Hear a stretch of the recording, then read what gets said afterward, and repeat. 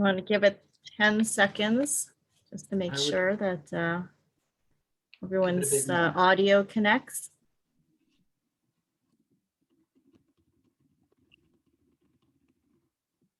Welcome, everyone.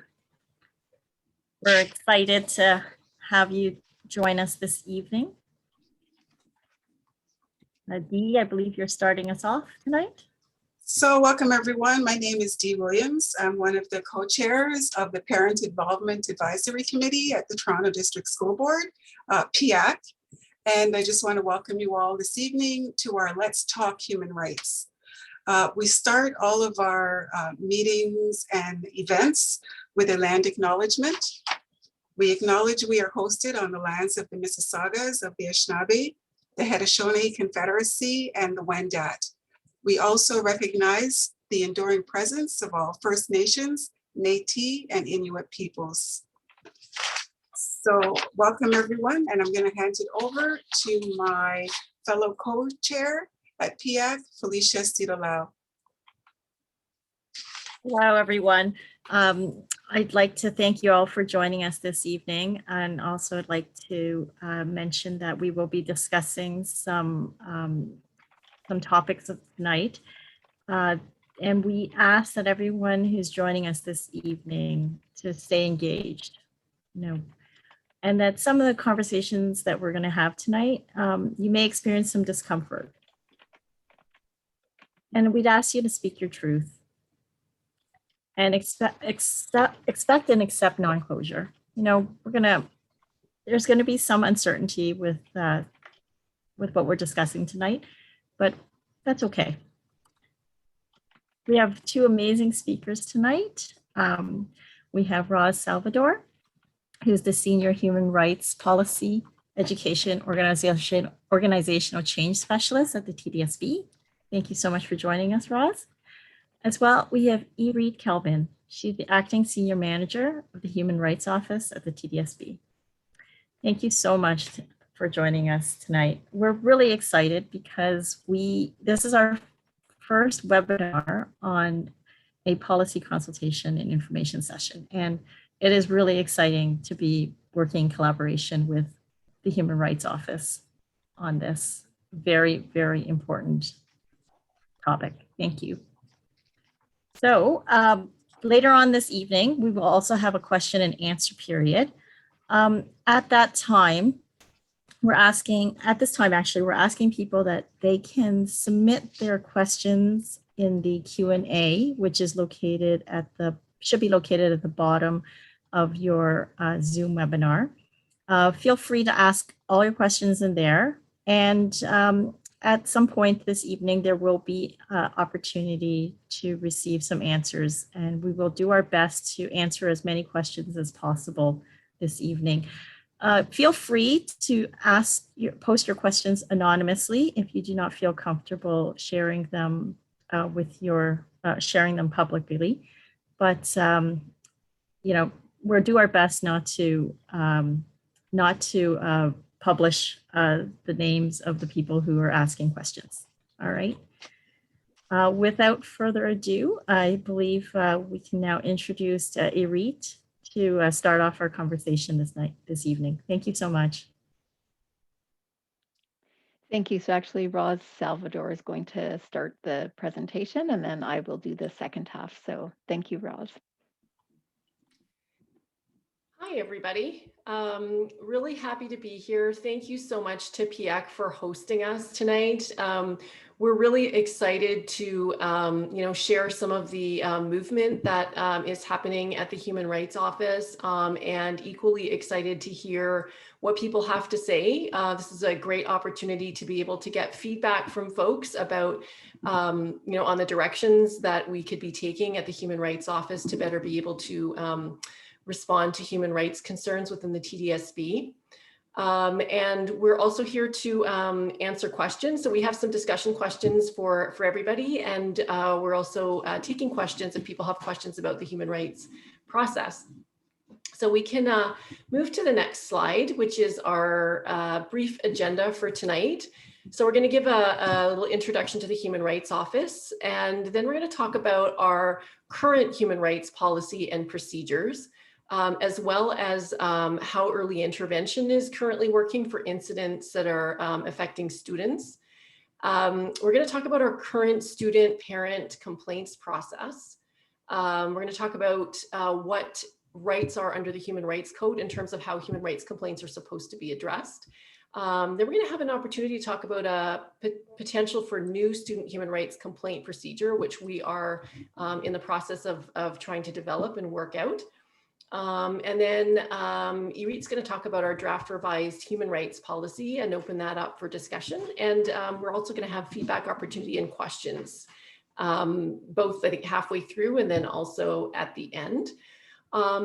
Tonight, we're going to be pretty focused on human rights issues affecting students, but we did receive some questions in advance that dealt with staff issues. So we're going to try to weave in the questions that were sent in ahead of time. We've tried to weave those into our presentation as we go. So there will be some talk also about incidents affecting staff. And like was said before, folks are invited to please submit your questions as we go, and we will try to get to as many of them as we can. So we can go to the next slide, which is about us. So the Human Rights Office, it's an internal human rights body within the TDSB. So we're a center of human rights expertise that offers advice to members of the TDSB community. So that includes students, staff, parents, and we also investigate, mediate, and resolve human rights and workplace harassment complaints. Currently, that's been primarily staff focused. And so we're going to talk a little bit more about that later and what things should look like for students. The other thing that we do is we proactively try to advance systemic human rights organizational change. That's actually in my title. And so, and to create a culture of human rights within the TDSB. So on the next slide, we are talking about what do we mean by human rights? Because that's a term that actually can mean a lot of different things. So what we're talking about tonight when we're using the term human rights is we're talking about the right to be free from discrimination and harassment on the basis of a protected ground. So for example, race, disability, sex, sexual orientation, gender identity, religion. The full list of grounds is set out in the TDSB human rights policy, which is on the policy website. It's really easy to Google find it. It's policy P031. In the right to be protected from discrimination also includes the right to be accommodated. So that means to have exceptions made to rules on the basis of a protected ground so that people can be included equally. So for example, disability accommodation or religious accommodations where we need to make an exception to the way we usually do things in order to be inclusive. So where all this comes from is the Human Rights Code. And so the Human Rights Office at the TDSB is really the body at the TDSB that's responsible for implementing and upholding the Human Rights Code. And so what we're talking about in that respect is human rights with a focus that relates to those protected grounds. We would not be talking about general unfair treatment that is not related to a protected ground. So that's not what would be included within, within the mandate of the Human Rights Office. There was a question about general health and safety rights or COVID-related issues. And so no, generally health and safety issues wouldn't fall under the topic of human rights, except if somebody had particular needs around that were related to a protected ground. So for example, sometimes people with disabilities or who may be immunocompromised or may have asthma may have specific needs in relation to COVID-19, so may not be able to wear a mask or may need extra safety precautions. And so those ones would fall under the Human Rights Code and TDSB human rights policy. And we hear a lot of talk about the Canadian Charter of Rights and Freedoms, which does apply, of course, to the TDSB. But we are talking today about human rights under the Human Rights Code. So not civil liberties or freedoms that are protected in the Charter, but specifically equality and discrimination. We also had a question about what counts as racial discrimination under the human rights policy. So I wanted to just clarify that, the grounds we've listed apply to everybody, but we do look at historical and current context when we are deciding whether something would amount to discrimination or not. So for example, we would consider the context of colonization and widespread anti-Black racism, for example. Discrimination would not include the loss of unearned privileges because of programs that are specifically designed to address discrimination. So for example, if we have a school that's implementing anti-racism training and practices and trying to create inclusive curriculum, that is not a form of discrimination against white people. Also, naming and challenging racism or other forms of oppression, that's not discrimination. So hopefully that helps give a bit of a flavor. And moving on to the next slide. So this is the TDSB human rights framework. And so we talked about the Ontario Human Rights Code, and that applies to workplaces, and it also applies to education services. So the Human Rights Office is involved in making sure the Human Rights Code comes to life within the TDSB. The Human Rights Policy implements human rights code rights within the TDSB. So staff, can look at that policy and have internal guidance, and not only have to, go outside and look at the Human Rights Code. Our human rights policy hasn't been revised since 2004. So the current one is very simple. It basically just implements the Human Rights Code. Right now we have a draft amended version, which Irit is going to talk to you about, which we're pretty excited about some of the big changes that are hopefully coming there. The human rights policy applies to all TDSB students, staff, parents, and other members of the TDSB community. And all of those who are covered by the policy are entitled to bring human rights complaints. However, there's a problem when it comes to the procedure, and we'll talk also more about that later in terms of what procedure people are supposed to follow. It's clear for staff, but it's not clear. It's not as clear for other folks. So the Workplace Harassment Prevention and Human Rights Procedure, which is procedure number PR 515, is quite detailed and long, and it sets out quite a robust complaint process for staff. But the complaint process for, like I was saying, for students, parents, and other folks is not clear. So we're trying to get that fixed.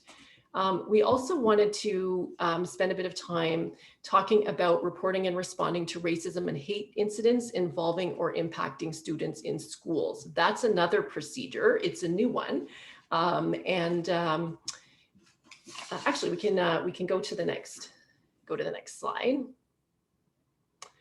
Right, so we're going to talk a little bit about this early intervention procedure. So this procedure provides an early intervention model to respond to some human rights incidents that are affecting students in schools. And it comes out of a 2019 trustee motion calling for the creation of a process specifically to respond to incidents of racism and hate affecting students.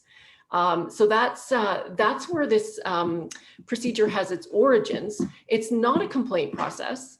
It's really an early intervention process to, proactively or immediately respond to incidents that take place in an appropriate manner. But if that process is followed appropriately, it can actually prevent a complaint from happening. Okay, let's go to the next slide. So the racism, bias, hate procedure that I was just talking about has two criteria to engage it. One is that there's a racism incident, a hate crime, or a bias incident that's motivated by a protected ground. It's important to mention here that because of the reasons for the creation of this procedure, it casts a wider net for racism. So if something is in effect racism, it's caught within the first criteria here. Whereas if it's another type of bias incident involving another protected ground other than race, then it needs to be motivated. So more deliberate before it would be caught. And we are actually, because this model has been so useful in providing an accountability mechanism, we are having discussions about actually whether we should be expanding it. And then the second criteria is it needs to be an incident that's involving or impacting students in schools or school-related activities, or that it impacts the learning environment.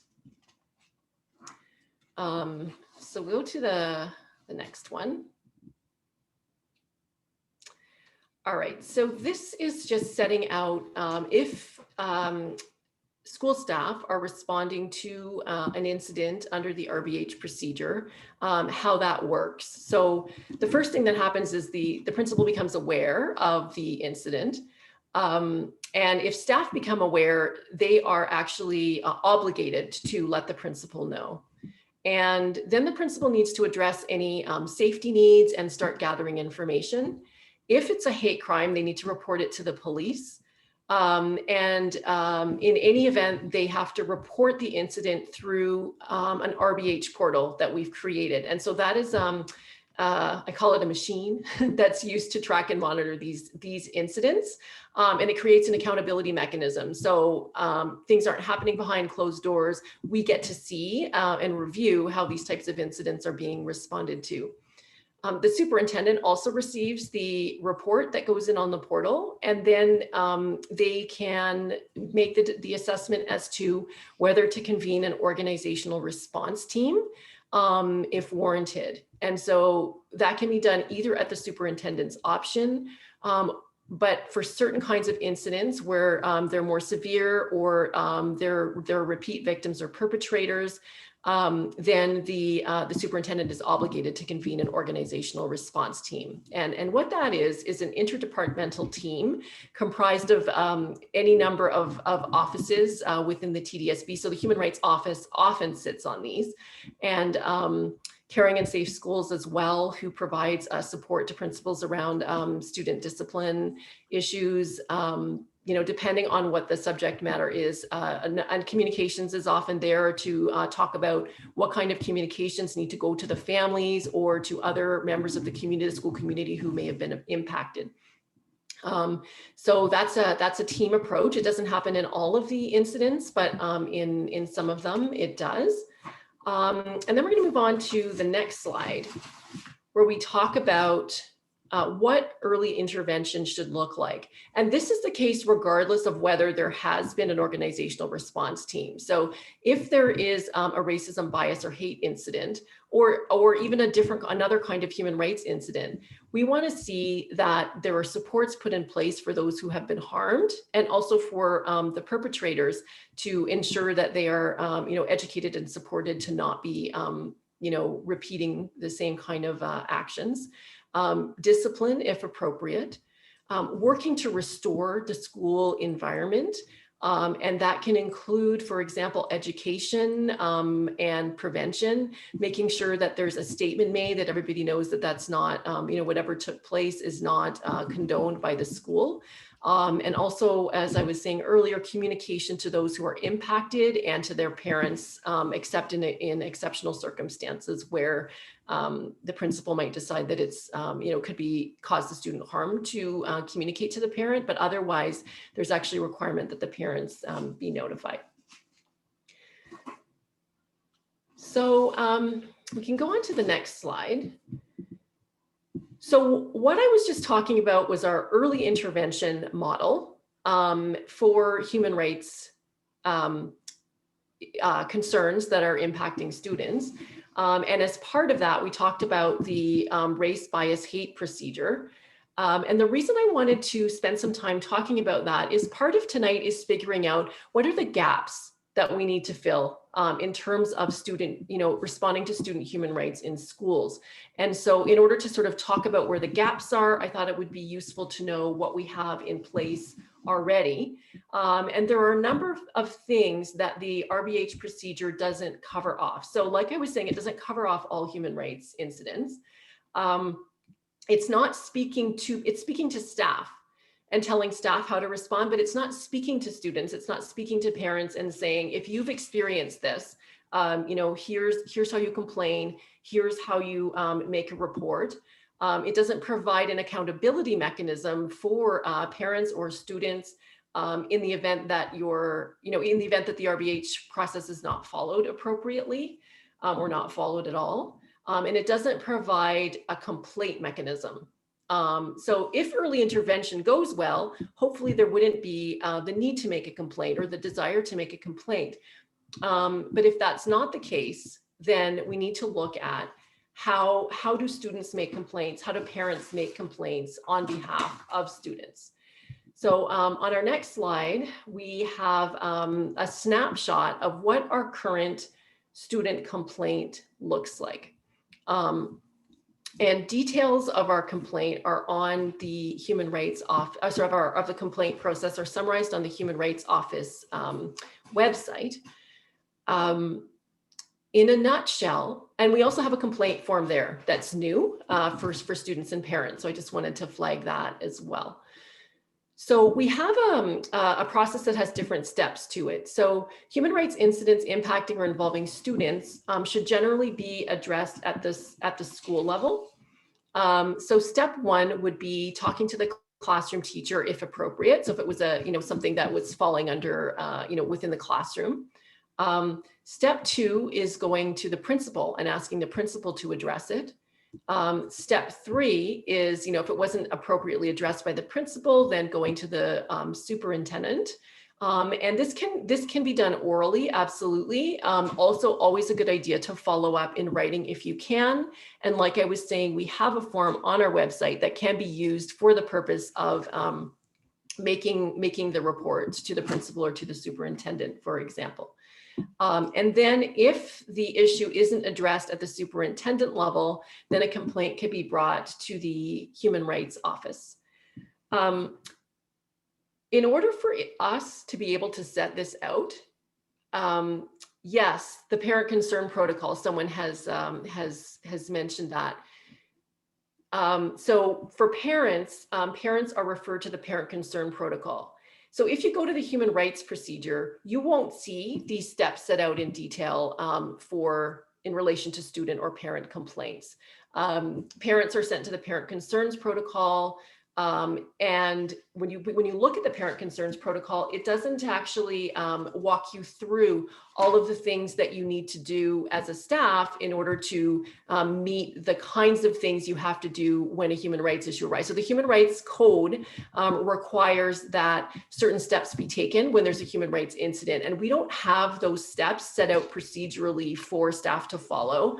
And so that is what I feel like we're called upon to do. One of the things we're called upon to do when we're trying to figure out how to move forward with a student and parent complaint process.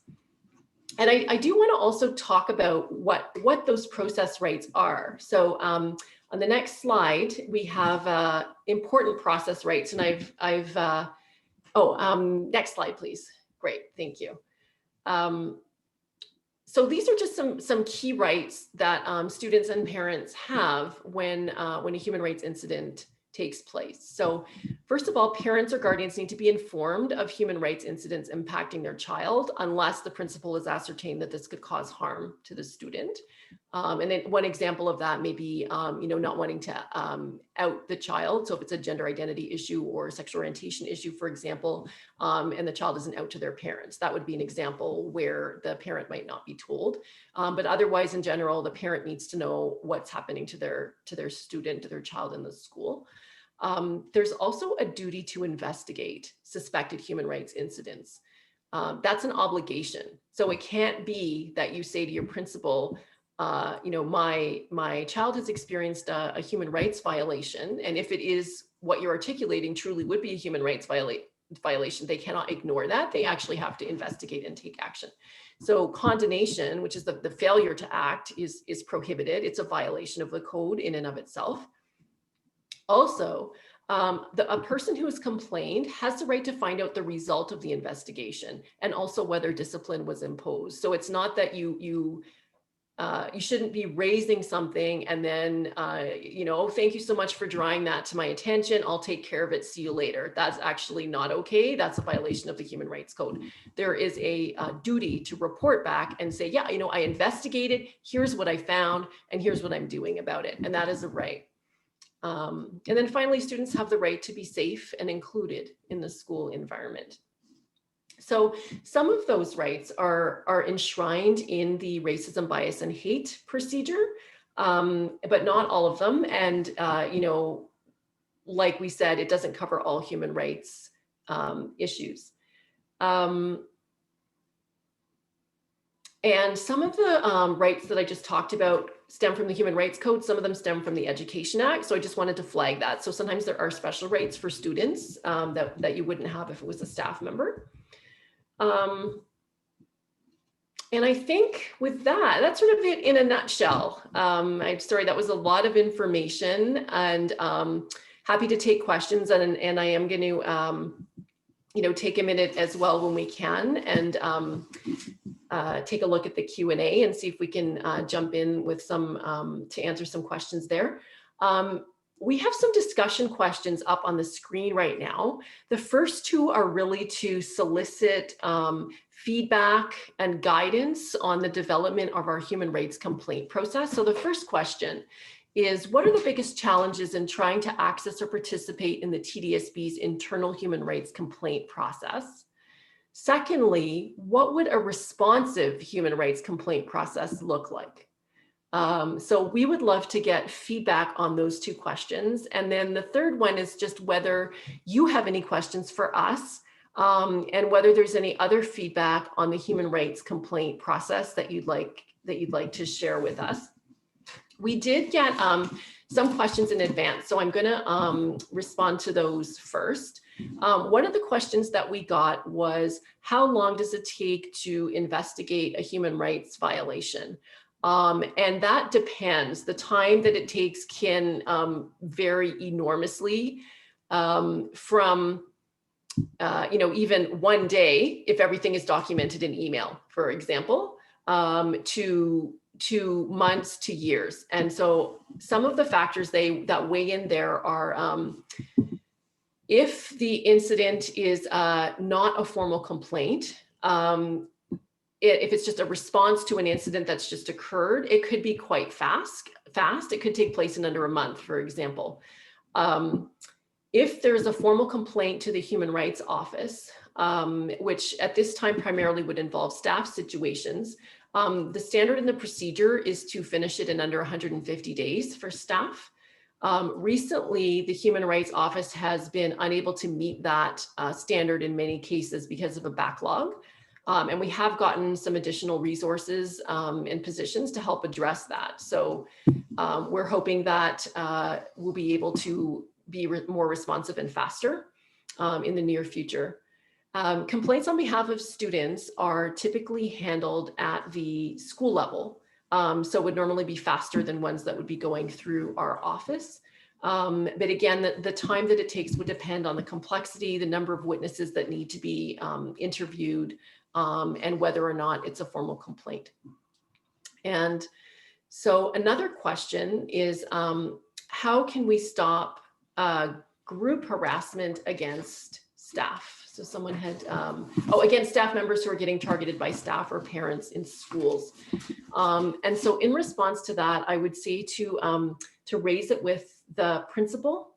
It would, if the circumstances that are brought forward to the principal could actually amount to harassment, then the principal would have an obligation to investigate that. There is a legal requirement that staff be in a harassment-free workplace.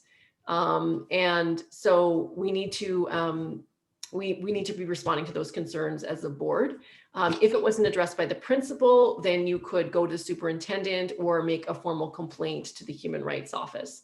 And either way, after an investigation, there should be workplace restoration to try to rebuild a positive working environment. So some of the things that we had talked about earlier when we were focusing on students. Another point to mention is if you have two staff involved who are part of the same union and there's a conflict between those two staff, most unions have alternative dispute resolution processes. So that may be an option as well to be able to get assistance from the union. And we had a question also about where can we find legal assistance for harassment. And so, you know, we do have the internal body to provide human rights support, which is us, but people can also go to the Human Rights Legal Support Center. So that is, that's external to TDSB, and they provide support to potential complainants and complainants in human rights matters. And so that includes human rights advice or legal advice. And so that's the Human Rights Legal Support Center. And when I get a minute, I'm going to try to post their website in the chat. There was also a question about how all of these human rights guaranteed apply to the operations of school councils. And that is actually a really good question. It's a big question. We are actually trying to sort that out. So that is one of the things I was talking about where our procedure does not actually clearly spell out what to do in those circumstances, and we're trying to figure that out. So unfortunately, I'm not able to respond to that one right now, but it is being worked on, and we know that it is an open question and a live question. Okay. And so with that, I'm going to try to. So Roz, yes, this is Irit. So I was, I've got the chat. I'm looking at the chat questions, and there's a few that I think are more applicable to the second half of the presentation, but there's a few directly with respect to the procedure. So I can flag those for you. So one, there's a question with respect to ORTs, and the question is, are members of the special education department included in ORT meetings, and what role do parents play?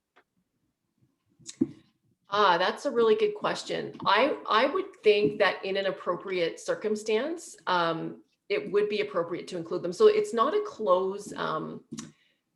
closed list in terms of who could participate on those. And so, yes, there would be situations. So for example, if you had a student who had been engaged in an incident, and part of the reason that they may have, done what they did had to do with a disability, then yes, I think that would be appropriate to invite special education to participate. And sorry, Iri, what was the second half of the second question? What role do parents play? What role do parents play? So the role of the parent in that situation would be engaging with the principal. So the parent, the parent should be informed by the principal as to what has taken place in the school, and that would be in exceptional circumstances they would be need to be informed. There should be communication back to the parent about what has been done. So this incident happened. The parent also needs to be told what we're doing about it. What happened? Did we conduct an investigation? Was discipline imposed? And what other supports does your student need to recover from this incident? Or if the student was the perpetrator, what supports is needed for them to ensure that doesn't happen again. So hopefully that helps. In terms of the organizational response team, that's internal, and it's designed to help support the principal in carrying out, the principal and the superintendent in carrying out their role. And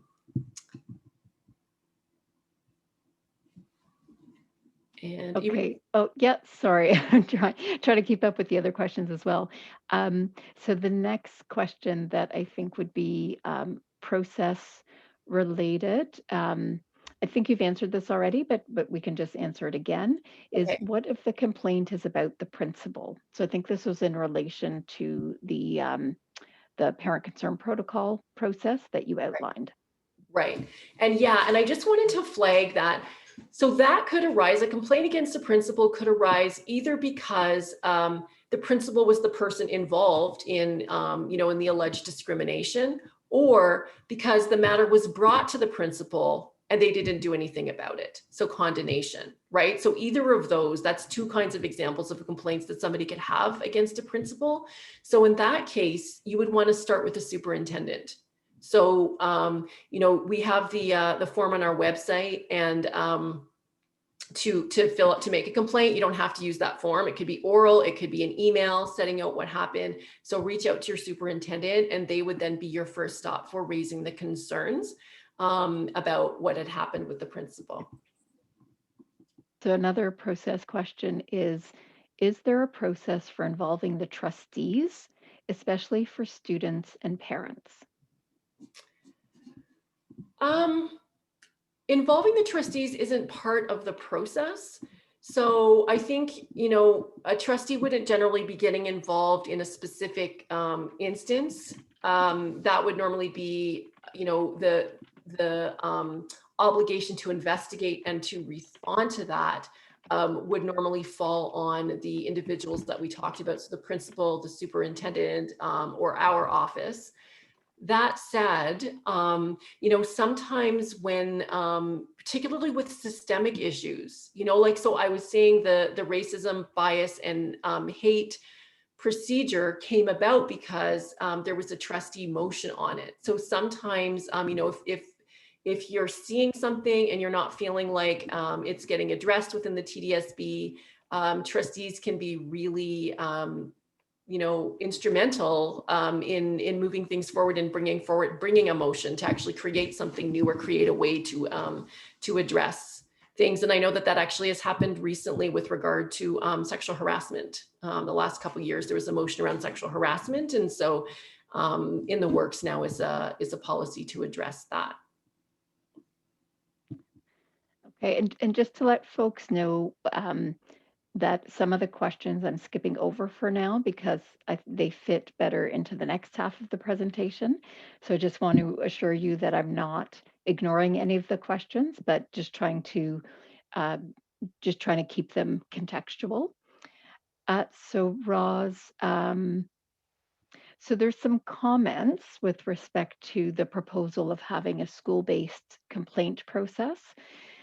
And the concern is that it would be harmful to have a school-based complaint process because it means that people will not complain. And and an associated comment with that is that the biggest challenge. Actually, sorry, I'll take that as a separate question. So I'll leave it at that. Harmful to have a school-based complaint process because it means people will not complain. That's really helpful for us to hear that. And we recognize that there are challenges sometimes to making a complaint to the principal. If something is going on in the school climate, people aren't comfortable, they may not be comfortable going to the principal, or they may not be comfortable going to the superintendent. I will say this, I think the principal is the one in the school who's, as management, it's actually, they have a responsibility under the Human Rights Code to respond. So they should be the first responders. That said, I think if somebody had a reason why they were uncomfortable going to the principal, there's somewhere else to go. And if you're not comfortable there, there's somewhere else to go. And one of the things that would be really useful for us is, when we're looking at building a process, we're trying to build something that's make sure that principals are aware of and respond to their human rights obligations. But we also want to give, in appropriate circumstances, we know that people will have to not go to the principal or not go to the superintendent. And we would love to get some help in having people articulate what are some of those circumstances, like what are some of the reasons, what are some of the barriers, so that we can take that into account when we set out, when can people actually bypass that stage. So we'd love to hear about that, even if you can, type it in the Q&A, what sort of being able to articulate what some of those barriers are, because we know that in some cases that they are actually there and they're very real.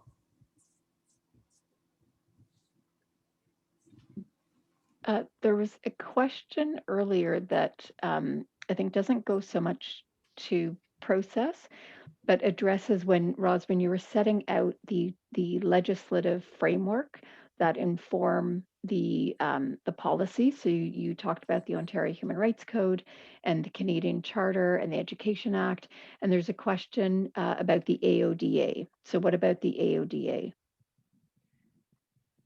Okay, the AODA is very systemically focused, meaning the purpose of the AODA is to set rules that organizations have to follow around accessibility.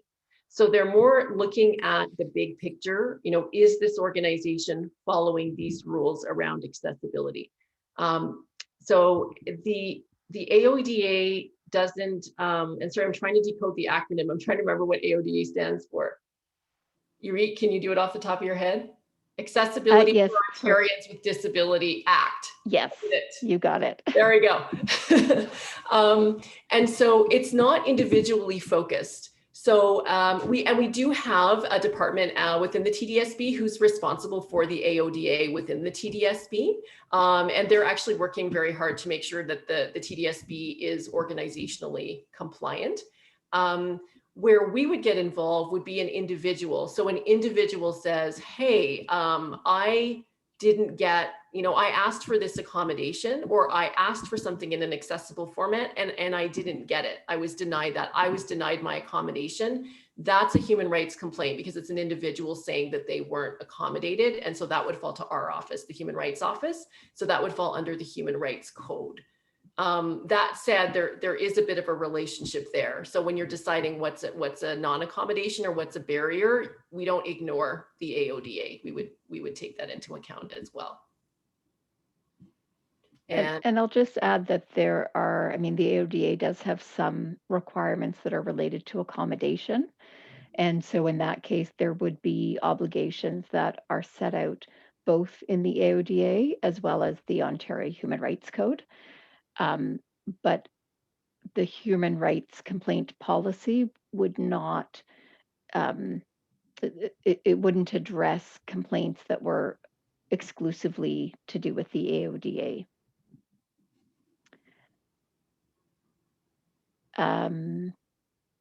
So there's a question related to investigations, which I think is process related. So I'm going to lob this to you, Roz. Okay.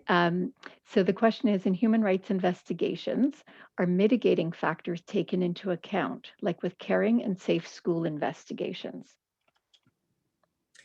I think that mitigating factors is relating to discipline. And so I'm going to take the question that way. So when you're looking at an investigation, what you're looking at there is not what discipline am I going to impose. The investigation itself is about what actually happened. So what happened, and does this violate the human rights policy or the human rights code? And so that has to do with the impact of what happened. Or the effect of what happened on the person at the receiving end. That said, when you're done the and as part of that, you are going to be looking at the circumstances of the person who was the perpetrator, for example. Then when you get to the point of, are we going to apply discipline in this case? Their mitigating factors often need to be taken into account. And sometimes the Human Rights Code would require that they be taken into account. So if there was a reason, for instance, related to a protected ground, and we know because we see actually that the students who are disproportionately disciplined, for example, students with disabilities, was a disability a mitigating factor? And of course, also, we know that Black students are disproportionately disciplined. So always looking at and being aware of, is unconscious bias somehow creeping into the way the investigation is being done, and the conclusions that are reached is something we also need to be cognizant of always.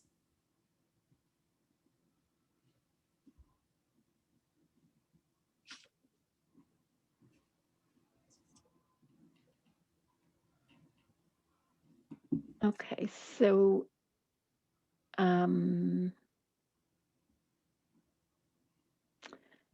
So I think I see one last question that I think would be policy or sorry, procedure related. And then again, just to reassure folks who have posted questions that I am saving some for the next section. So this one, the question is, in the sanction reconciliation process and the consideration of historical context, because I think you had mentioned that, Roz, and in terms of that context is taken into account when considering racism claims. Does this take into account cultural sensitivity and or critical race theory? Absolutely.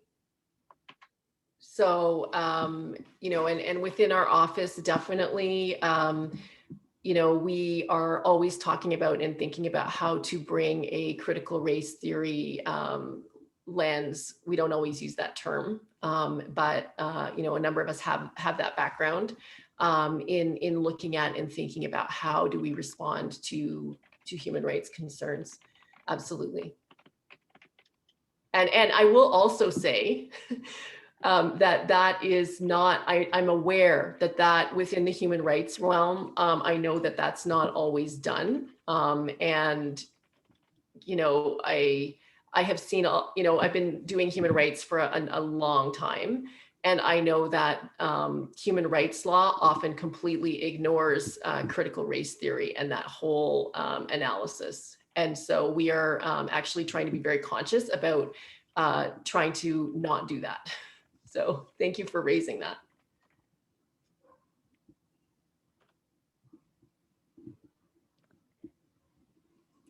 Okay, and so I think that there are some other questions, but I think just in terms of time and in terms of some of the questions that we have yet to address, maybe I'll suggest that we move on to the second part. And then hopefully Roz and the other folks monitoring the chat, we can come back to the questions. So just internally for our panelists, I have tracked the questions up until the question. So the last question that we just addressed was posted at 7:44. So if someone can keep an eye on all the questions that came in after that, that would be terrific. Okay. Thanks, Yvette.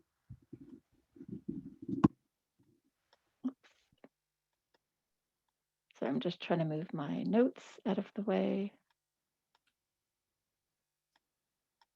And it doesn't want to move. Okay. So so moving on to the, thank you. So on to the next slide. So slide 14. So I'm going to talk now specifically and step back a bit. We did a little bit backwards. We talked about the complaint process first, just because to some extent that's the nuts and bolts. And I think that has a lot of interest for folks in terms of how to actually enforce their rights. And I'm going to step back now and address more broadly the policy revisions. So I'm going to go through those. There's a few discussion questions that I've embedded within that I'll flag during my presentation, and then I'll bring those up at the end. And then as well, of course, come back to the questions that have been asked. And it's great. There's been a lot of fantastic feedback and a lot of great questions. So thank you, everybody, for your active participation. So if we could move, so on the next slide, we talk about, I've set out here the policy objectives.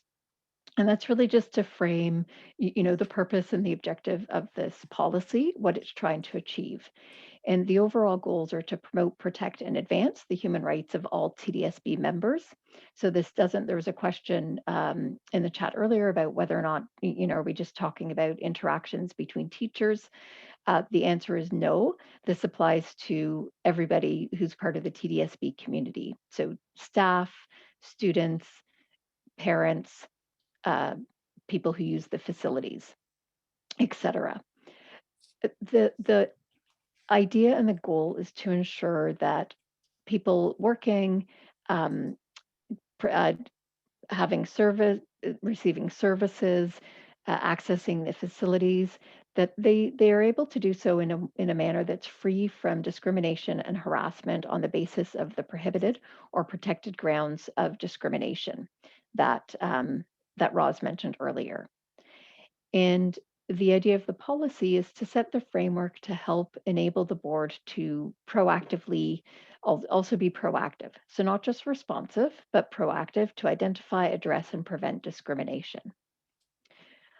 On the next slide, we talk about policy violations, and I would frame this as this is the reactive part of the policy, and it's necessary, and it's here to fulfill our legal obligations. And what the commitment is that the board will take every reasonable step to treat allegations of discrimination or harassment seriously. So that's whether or not it comes in a formal complaint or is raised some other way. And once those concerns have come to the attention of somebody who has a responsibility to take action, that they're addressed appropriately in a timely manner through a fair process, that it's dealt with in a proportionate manner and as confidentially as possible. So those are the principles that we're trying to uphold when we're actually addressing complaints. And at the end of the day, the goal is to preserve the dignity, respect, and rights of all parties. The draft policy, it lists a number of policy violations, some of which Roz has outlined. So if you engage in discrimination, if you engage in harassment, if you have a responsibility to address discrimination and harassment and you don't, condonation, that's a violation. Reprisal, so if somebody files a complaint or says they might file a complaint, and then they experience negative action towards them because of that, then that would also be a violation. So there are a number of violations that are listed. And then there's also some consequences that are addressed, and they're both disciplinary as well as remedial. One of the advanced questions we received was, why aren't consequences adequately addressed in this policy? So the consequences are set out. So some examples, so it says, staff, for example, their consequences to them could be through performance management, through, discipline up to and including termination. For students, then some examples are suspension or expulsion from school. For members of the public, so this could include parents, removal from or denial of access to TDSB spaces.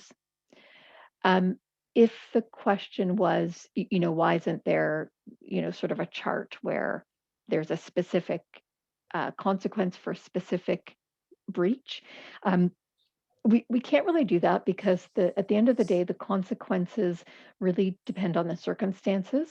So there's just so many variables that you wouldn't really be able to set it out with more specificity than is set out now, because you would want to look at, for example, the role of the person. Who is the person who engaged in the breach? How serious is the breach? What was the impact? Because the same action or behavior can have different impacts depending on the context. Has this person been involved in past incidents and other contextual factors?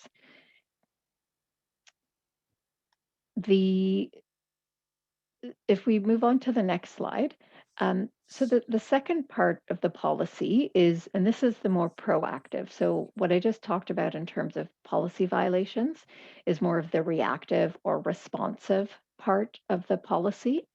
And then where the big change is between the current policy and the policy that we are proposing is that there's going to be a proactive, systemically focused component through what we're calling the organizational change program.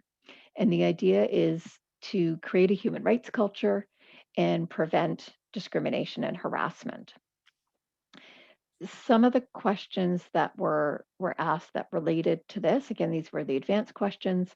The question comment is, human rights has been a problem for years. How will this policy be implemented so human rights will finally be addressed?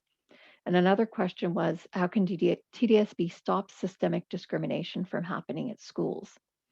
So I wanted to just acknowledge those questions. And what I hope is that as I go on and explain some more about how the organizational change program has been set up, or the proposed program, that will hopefully demonstrate the intent to try and address those issues.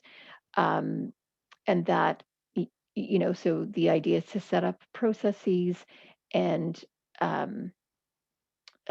procedures and responsibilities so that we are trying to address those, as well as an accountability mechanism and some opportunities for transparency as well. So the next slide outlines the 4 components of the organizational change program. So I'll just outline them now, and then I'll go through the next 4 slides. We'll then go through each of those again individually. So the first one is to identify and prevent systemic forms of discrimination. And the idea is that we'll create a process to be able to identify how policies, how procedures, and how practices may be contributing or causing systemic discrimination. The second one is performance management.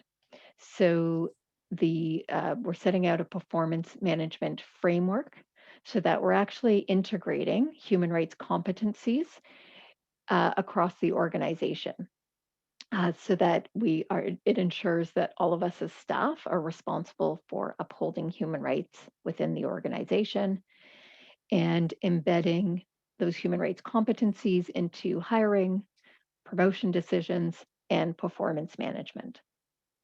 The third component is data collection, analysis, and reporting. And the idea is, what you don't measure, you don't see. So we want to know, we want to measure what's happening. That way we can evaluate our progress. And it can also inform, it'll help us to identify where the issues are so that we can create our interventions in order to address those issues. And then fourth is the information learning and awareness component. We want to make sure that all members of the TDSB are aware of both their rights as well as their responsibilities related to human rights, and more so on the staff side, that we all have the necessary knowledge, skills, and competencies to meet our responsibilities. So briefly, when we talk about the policy review, so the idea is that the TDSB will proactively review policies, procedures, and practices.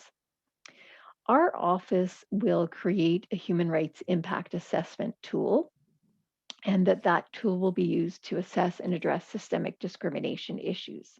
So that tool has not yet been created, but the referencing it in the policy means that it's a commitment that we have in order to do that. With respect to performance management, the idea is that human rights competencies will be a key requirement in, as I mentioned, hiring. Oh, sorry, if we can go on to the next slide. Hiring, performance evaluations, and promotion decisions. And to partially address one of the questions that just came through, to please define what is a human rights competency. So we haven't defined those yet, but the idea is that by referencing it in the policy is to make a commitment that those will be identified.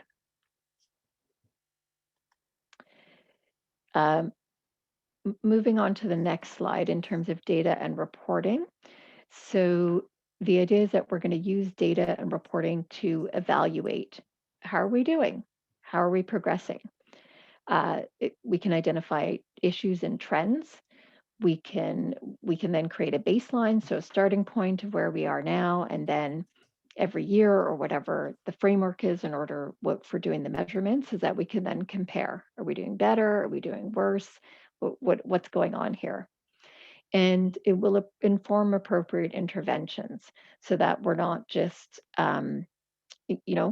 based on what we think needs to be done, but we're actually getting the data in terms of what's happening on the ground. Some of the sources of the information, so some of the existing tools that we already have include the RBH, so the Racism, Bias, and Hate portal. We also track inquiries and complaints that come to our office. And on both of those, the portal as well as the complaints, so we look at the source, who's complaining, who are the complaints against, what are the areas, so what are the grounds, what types of complaints. And so that can give us a lot of information in terms of, the gaps and the issues that we need to address. The other source of information, and if anyone's taken a look at the human rights policy, you'll see that the human rights policy, sorry, not the human rights policy, the annual report has actually pulled together those sources of information, including the student and parent census, which happens every number of years, as well as the staff census and well-being survey.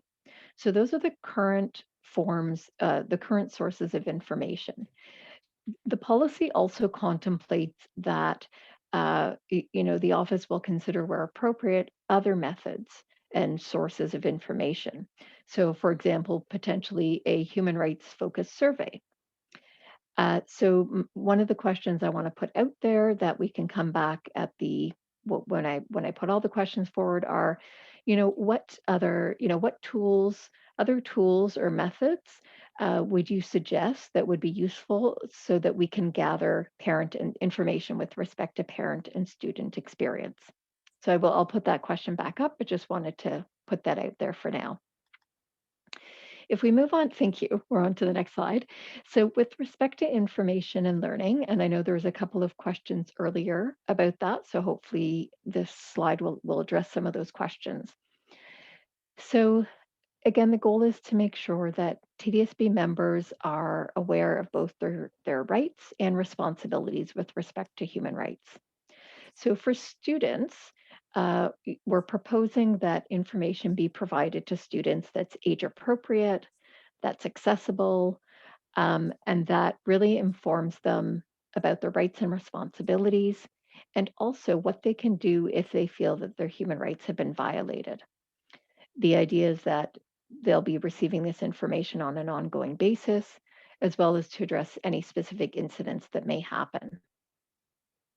To support students and their ability to enforce their human rights, we're proposing that one or more staff will be identified as a student human rights advocate, and their role would be to advise students, support them, and assist them where the student is feeling that their human rights have been violated.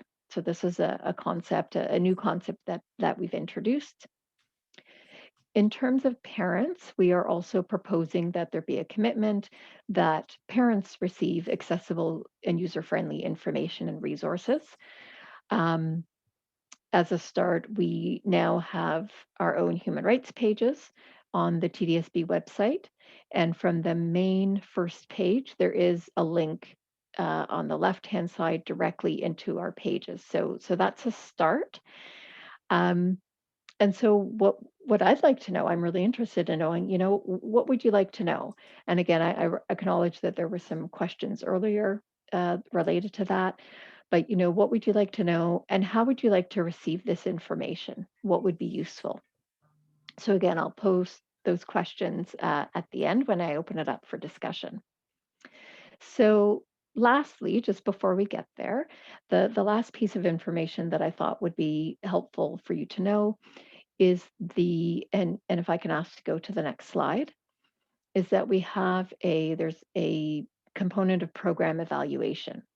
So there is, this is a new program, this organizational change program that we're setting out, and it's really important to evaluate it so that we know what's working, what's not working, what do we need to get rid of anything? Do we need to add anything? Do we need to change anything?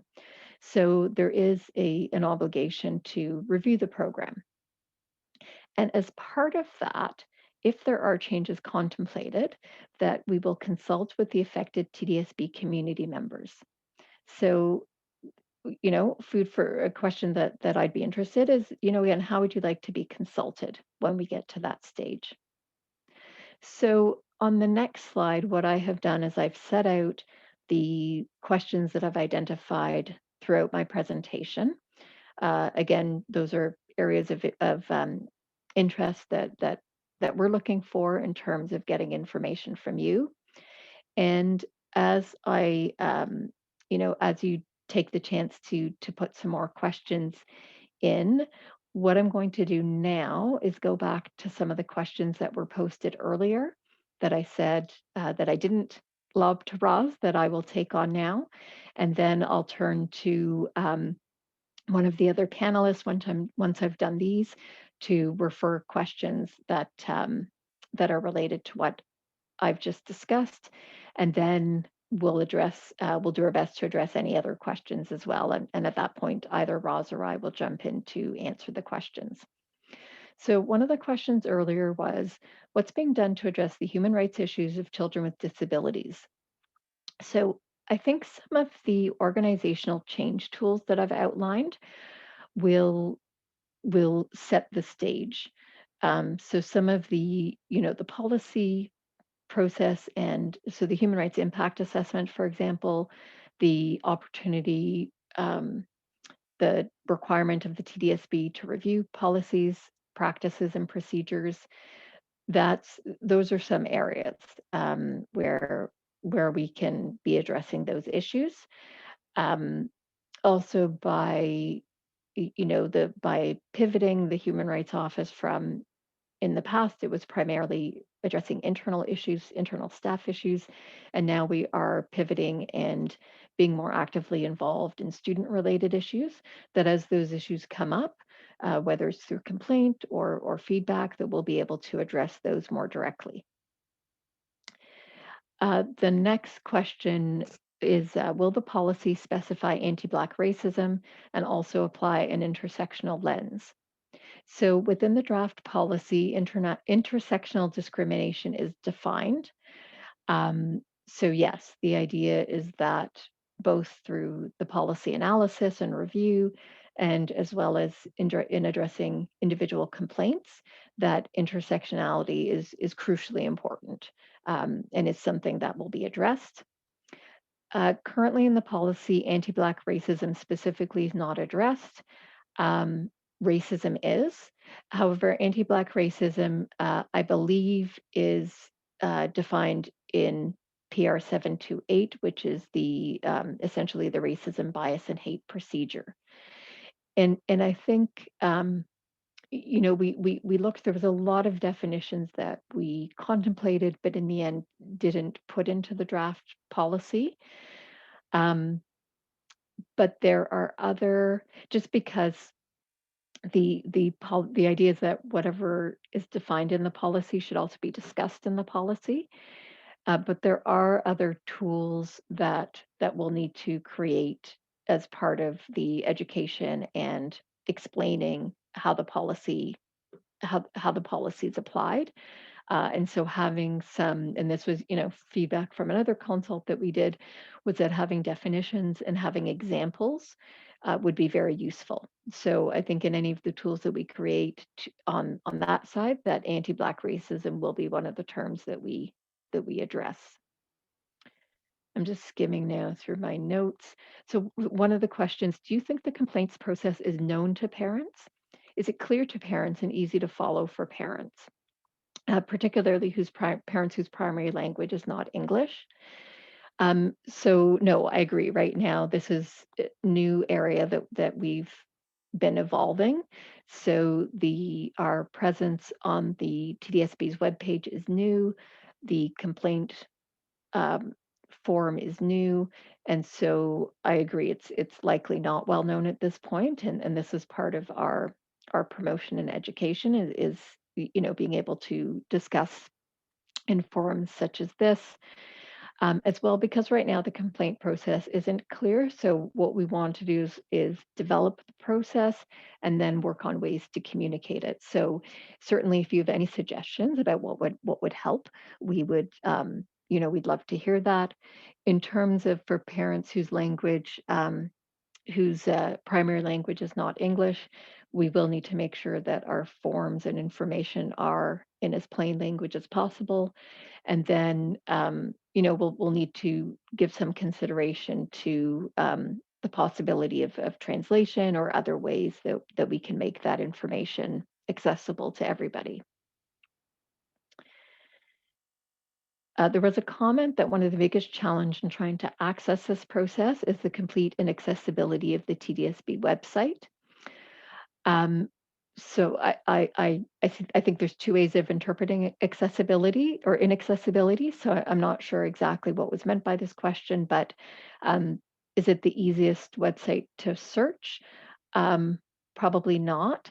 I think I do want to just reiterate that now it is new that we do have a direct link from the main page to our office. So hopefully that helps.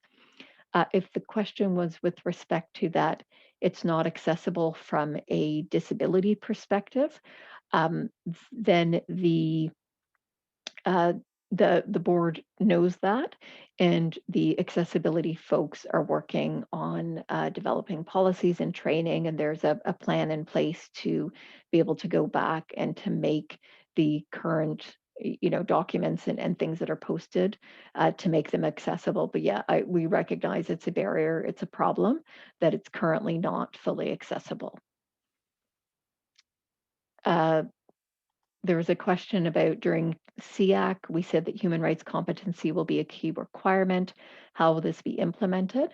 So hopefully I've addressed that in earlier in the slide.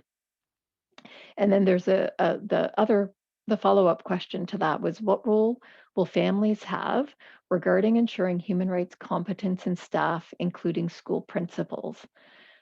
I know that when a new principal is being hired, that parents have an opportunity to provide, I apologize, I can't remember the technical term, but they do have an opportunity to provide feedback into the kinds of criteria and competencies that they're looking for in a principal. So that could be an ongoing opportunity.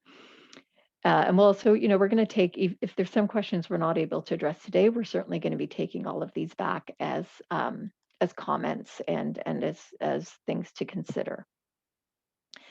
There was another question about that.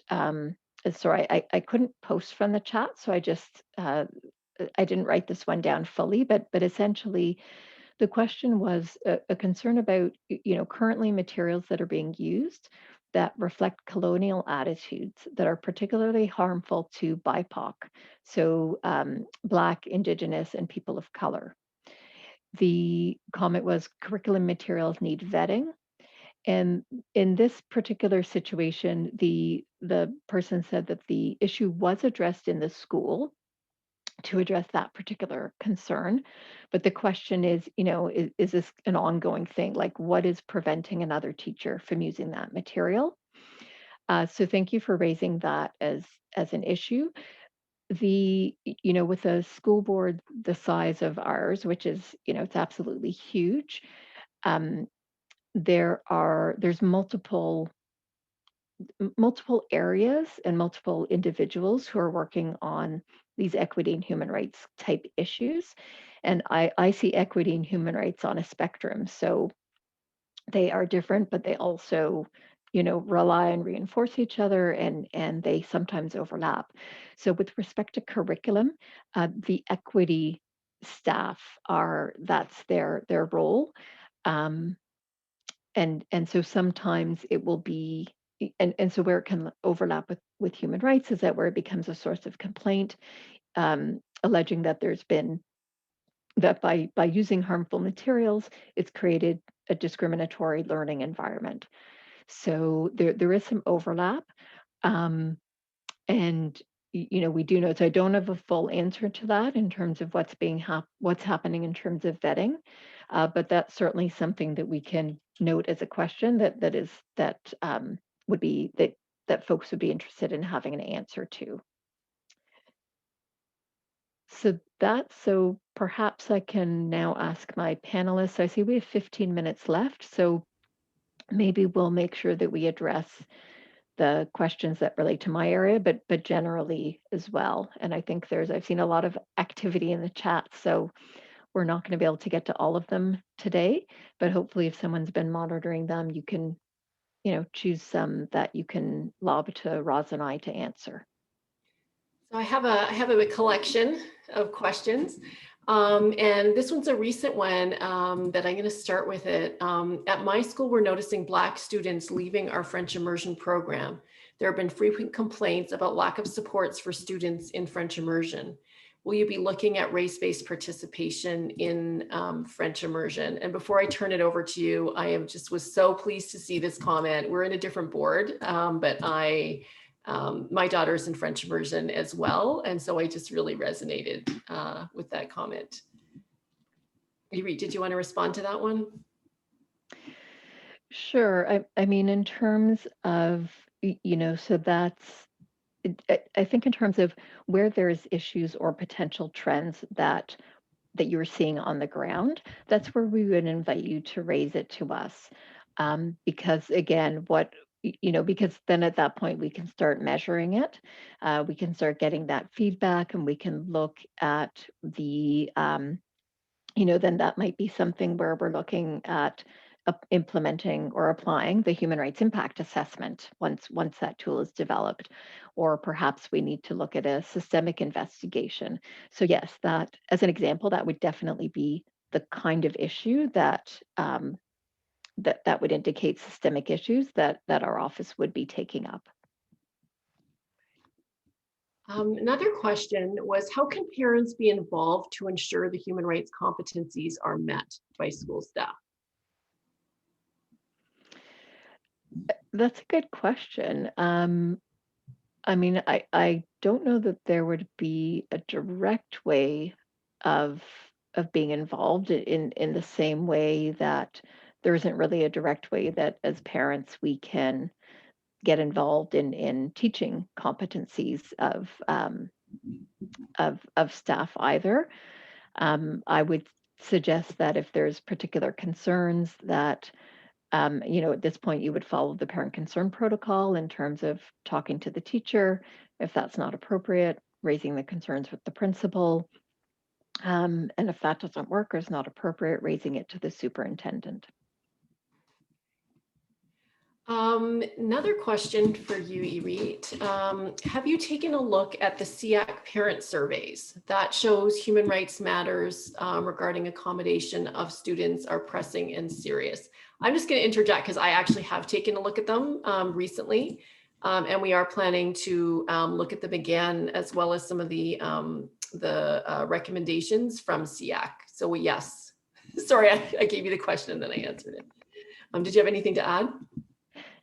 No, that was those surveys were brought to our attention through the consultation process, which is wonderful. And that's why. So if there are other sources of information that you are aware of, that you want to make sure that we are aware of and take a look at, then please let us know. And you can do that either through the chat or Q&A now, or as well, and maybe we'll go to the next slide so people can note and this email, this contact information is also available on the website. But if you have any feedback such as that or any other feedback, then these are the ways that you can contact us to share that feedback. And a next question is, what age are you looking to let students know their human rights? There's a concern that younger students may not understand. I can jump in with that and say that the way that the policy is worded, it's for all students to receive age-appropriate information. So I think what that might look like for kindergarten might be very simple. You know, if you feel you're treated unfairly, tell your teacher, tell your parents, talk to the principal, like very, very simple. Irit, do you have anything to add to that one? No, that's great. I just wanted to add, I see a comment that addresses one of the earlier questions. I think just the question before about how parents can get involved in addressing human rights competencies of staff. And the comment was that at this particular school, there's a parent guardian equity committee that works with the staff equity committee on those issues, and that they're a subcommittee of the school council. So thank you for that information. So that's another way that parents can get involved with that. Okay, next one that I have for you is, how can students with different abilities advocate, make their voices heard around not having their voices heard or being excluded? And then also pointing out that there are additional barriers in a virtual world. Sorry, Roz, can you repeat that question? Yeah. So how can students with different abilities advocate for themselves and have their voices be heard? And particularly in speaking out about, being excluded, not having their voices being heard within their schools. And then also pointing out the fact that right now there are additional barriers in a virtual world. I think for me, the first thing that came to mind for that one was the student advocate, that there would be designated student advocates to reach out for help. If it gets passed in its current form, but the current draft does have the designated student advocates, so that have somebody actually be able to support students. And there are staff doing this kind of work already. I think sometimes sort of off the sides of their desks. So we want to sort of formalize that to make sure that there is a clear role, because we know that there's a need. And I think also if parents are aware of that there are that there are barriers that are being set up that doesn't allow students with different abilities to communicate with our office or to share their concerns. Again, if they, to let us know so that we can address those. There's also some comments about, the age appropriate and concerns that even some of those concepts could be, complex for kindergarten students. So, I imagine we would be working with, those of us who are in the office come to it with a human rights expertise, not necessarily a, pedagogical expertise for primary students. So we would be working with, with people who have that expertise to make sure that the information that we're sharing is age appropriate. So those are the ones that I've gotten to so far for you, Irit. I have a bunch that I've set aside for me. So maybe I can start working through some of those. I know we don't have a lot of time left, but if you want to pick up at 8:17 and sort of look at those ones while I'm talking. Okay. So the question was, so someone had raised a concern around, if I complain to my superintendent, I'm concerned that the principal is going to be notified, and I'm worried about reprisal. And I think that in that case, reprisal against the student who's still there in the school. And I hear that, and we have within our policies, reprisal is prohibited, but it's prohibited because we know that it's something that can happen. And, we know that having something on paper does not necessarily make it a reality. The way that the process works is, if you're making a formal complaint, the person that you're making the complaint about, part of the process is they get to respond to the complaint and tell their side of the story. So yes, in that respect, they would know that the complaint has occurred. And that would include a complaint of condemnation. So if you're complaining to the superintendent, either to say that the principal has violated rights, or that the principal has condoned something, and that's part of your complaint, then yes. And also as the person in charge of the school, then yes, the principal is likely to be advised about that.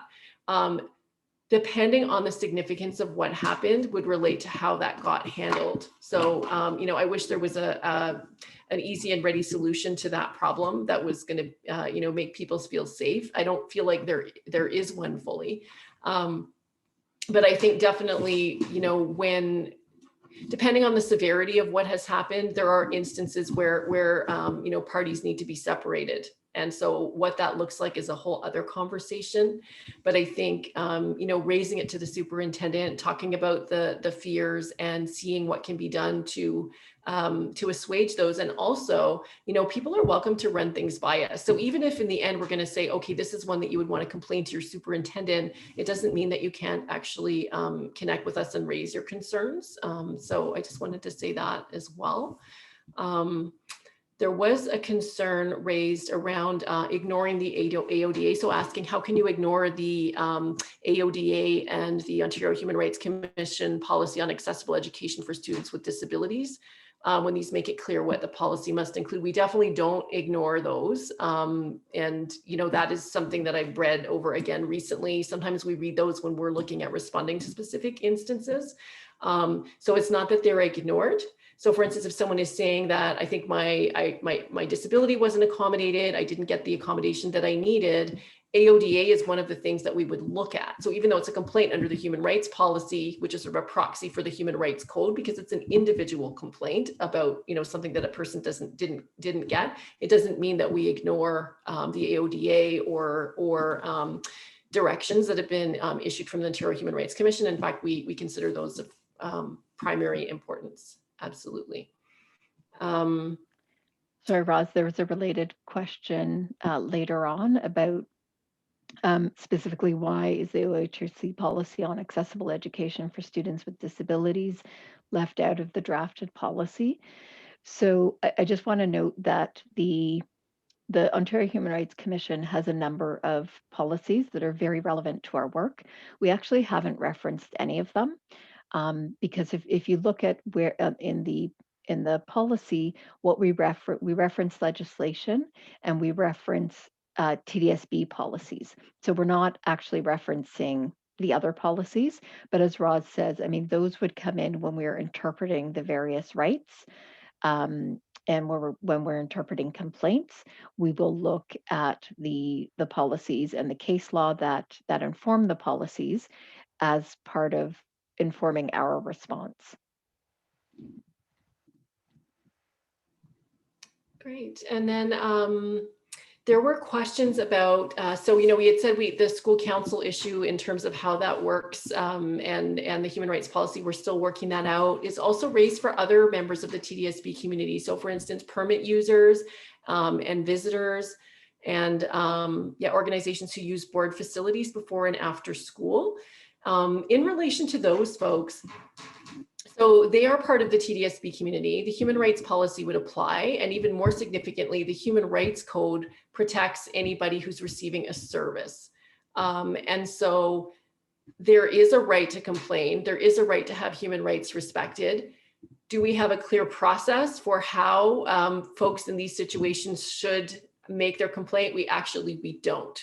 And so right now we're focusing on actually getting one for students, because we think that is absolutely the most critical, being a school board.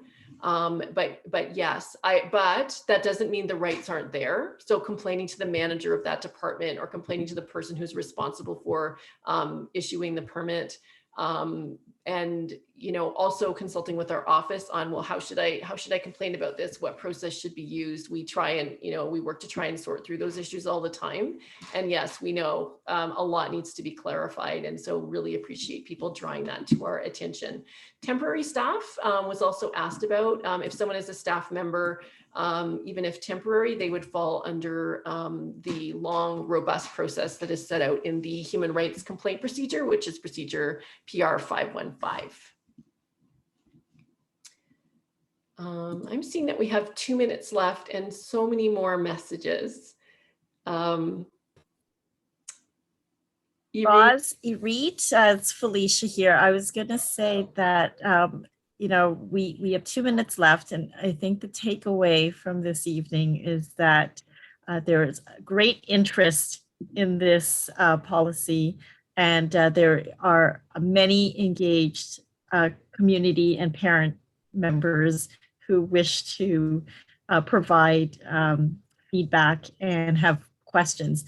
So I think this evening we will save the questions and this chat, and probably maybe answer one or two more, and then we'll wrap it up. But, ahead of that, I want to say on behalf of the Parent Involvement Advisory Committee, I would like to say thank you to both of you for taking the time out of your busy evenings after spending all of your days in front of the screen to answer and share the changes and on this policy for us. So yes, I guess maybe we'll pick one or two more questions, and then I think the takeaway for everyone else is that the deadline for this consultation is April 30th, and please consider emailing Anu Sharma 2@tdsb.on.ca, and or I guess is there another area that they could contact you? It's Human Rights Office at tdsb.on.ca is another option. And I guess you also, sorry, and oh yeah, sorry. Thanks, Felicia. I wanted to clarify. So for the purpose of the policy consultation, that's Anu Sharma. So that's the Anu's going to be coordinating the policy consultation feedback. But on an ongoing basis, the Human Rights Office at Toronto, at tdsb.on.ca, as well as the phone number, that's our general contact information. So just on a regular ongoing basis, if you have a question or comment or concern, then that's how you can reach us. And I wanted to, to thank you as well for, thank you so much for inviting us to this and for organizing it and promoting it. It was such a valuable experience, and we are definitely going to review all of the questions that were posed and comments. And it will be, a very robust review process because there's a lot of fantastic information that has been raised. So thank you. I just want to add my thanks as well. Thank you, Irit, Roz, and Anu. This was a very informative and a very valuable session. And just again, a reminder for folks, the contact information is posted in the chat. We'll also send it out. And just to remind folks of the deadline and the contact information to provide additional input into the policy and the complaints procedure. Thank you so much. Thank you so much for having us. And thank you everybody for participating and for sharing all of your thoughts. Yes, and to everyone who didn't get their question answered, the panelists are taking the questions back, and they will be reviewed. So thank you so much for participating this evening, everyone. Thank you so much, and good night. Thank you. Good night. Good night. Thank you. If you could